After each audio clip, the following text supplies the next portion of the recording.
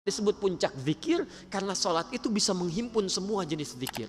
Bukankah dalam sholat ada subhanallah, alhamdulillah, Allahu akbar, ada bacaan Al-Quran, ada hafalan Al-Quran, ada doa, ada istighfar. Jadi kalau semua bentuk sholat ini menghimpun semua jenis zikir, belum mampu membuat antum tenang, antum butuh apa lagi supaya hatinya tenang? Sholat itu jangankan ibadahnya, tempatnya saja, masjid tempat sholat itu dijamin di Quran menghadirkan ketenangan. Nggak ada tempat paling tenang di muka bumi kecuali masjid itu. Termasuk di kantor. Nggak percaya silahkan. Sedang capek kerja macam-macam masuk ke masjid. Duduk setelah tahiyatul masjid. Tiba-tiba nggak kerasa kipas muter. Tenang. Plak tidur aja gitu kan. Saya pernah ke Tokyo itu. Dan diajak ke Gunma. Jadi nyata. Bertemu dengan ustadz dan komunitas di sana cerita. Ustadz. Sedisiplin-disiplinnya di sini. Tapi ketenangan itu tidak mudah untuk didapatkan. Tingkat bunuh dirinya itu 30.000 setahun. Sehari bisa 100 orang bunuh diri. Dan kami pernah dibawa ke daerah Fuji yang setiap hari akan ditemukan 4-5 mayat di situ.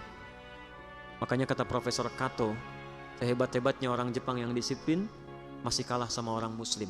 Bukan orang Indonesia, orang Muslim. Ya. Jadi orang Muslim itu punya satu ajaran yang nggak ditemukan dimanapun, yang menghadirkan ketenangan dalam jiwanya. Tapi Ustaz, masih ada di Swedia satu distrik yang lebih dahsyat dibanding ini. Itu bunuh dirinya di mana aja, serampangan. Karena itu konselnya, pemdanya sampai membuat tempat khusus lokalisasi bunuh diri.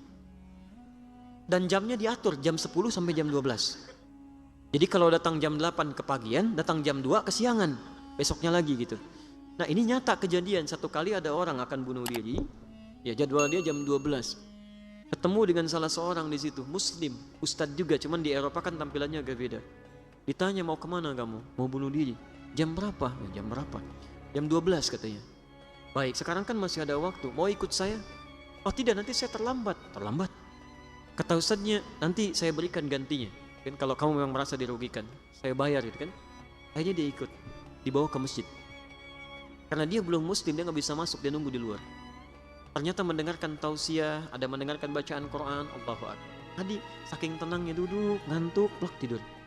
Dilihat begitu pulasnya sampai lewat dari jam bunuh dirinya. Betul jam 1, jam 2 ini nyata. Ketika sudah semakin pulas, ini tidak tega membangunkan karena kelihatan enak sekali. Begitu bangun, langsung kemudian disampaikan, saya mohon maaf tidak bangunkan. Kamu merasa nikmat sekali. Kamu sudah lewat jam bunuh dirinya. Saya ingin tanya apa yang harus saya ganti. Ternyata jawabannya cukup mengejutkan. Ini tempat apa? Masjid. Apa keutamanya? Dijelaskan. Saya tidak ingin jadi bunuh diri. Tidak jadi bunuh diri. Saya itu ingin bunuh diri karena 3 hari berturut-turut tidak bisa tidur sampai hari ini. Entah kenapa tiba di sini tiba-tiba bisa tidur. Jadi orang nggak sholat aja dekat masjid jadi tenang. Apalagi yang sholat. Kalau antum sudah masuk masjid sudah sholat gak bisa tenang juga, antum perlu apa lagi? Orang itu akhirnya masuk Islam. Peristiwa itu jadi viral kemudian di media sosial, menyebar dengan kuat sampai-sampai dipanggil oleh pemdanya, kalau kita bupatinya. Akhirnya apa yang terjadi? Di tempat lokalisasi bunuh diri tadi, di sampingnya dibuatkan tempat untuk ustadz tadi, dan ada tulisan bagi yang ingin bunuh diri konsultasi dulu ke sini. Itu nyata gitu. Jadi kita punya teorinya, kenapa nggak kita maksimalkan? Kalau tiap hari Anda belum tenang, nggak nyaman hati, yang paling aneh itu pada urusan orang lain, Anda yang jadi nggak tenang. Yang punya masalah orang lain, kenapa Anda yang ribut dalam statusnya? Berselisih satu dengan yang lainnya. Kadang-kadang urusan yang sudah jelas masih Anda pikirin juga, itu keterlaluan. Dalam agama itu kita punya konsep, sesuatu yang sudah jelas diatur oleh Allah, nggak usah banyak dipikirin. Memang sudah begitu dipikirin pun nggak akan berubah. Mendung itu bukan urusan kita. Itu Allah yang mengatur. Mendung itu tanda hujan. Kalau sudah mendung ya siap-siap aja. Payung dikeluarkan, itu yang dituntut ikhtiarnya, bukan dipikirkan. Duh, mendung. Kalau mendung hujan turun. Banjir. Paling macet, ustadznya paling nggak datang, nggak jadi acaranya. Ustadznya udah nunggu duluan. Jadi nggak pas situasinya. 4. Orang yang salatnya benar, ini yang paling dahsyat. Dijamin langsung oleh Al-Quran. Akan dimudahkan segala urusan hidupnya. Bahkan rizkinya pun didatangkan dari sisi yang tidak dia duga. Allahu Akbar. Quran surah ke-65 At-Talaq, di akhir ayat kedua, di awal ayat ketiga, ditafsir di Quran surah kedua Al-Baqarah di ayat yang sama 2 dan 3. Perhatikan kalimatnya. Saya beri rumus ya. Boleh saya tuliskan? Alhamdulillah.